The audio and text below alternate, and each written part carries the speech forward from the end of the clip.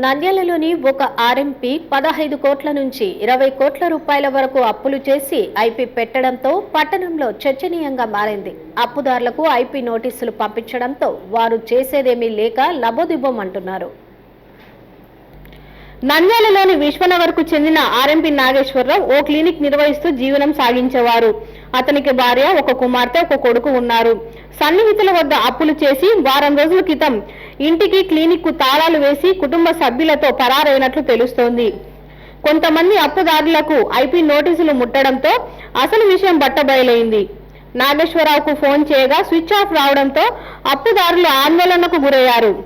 RMP Nageswararao ప్రస్తుతం Indian red cross సొసైటీలో నంద్యాల జిల్లా కోశాధికారిగా వ్యవహరిస్తున్నారు. కుటుంబ పరంగా సమాజంలో హుందాగా ఆర్థికంగా ఉన్నతంగా జీవించిన నాగేశ్వరరావుకు ఉన్న ఫలంగా కోట్లలో అప్పులు చేసి పరారు కావడంతో పలువురిని విస్మయానికి గురి చేస్తుంది. బాధితులు పోలీసులకు ఫిర్యాదు చేయడానికి సిద్ధమవుతున్నట్లు సమాచారం.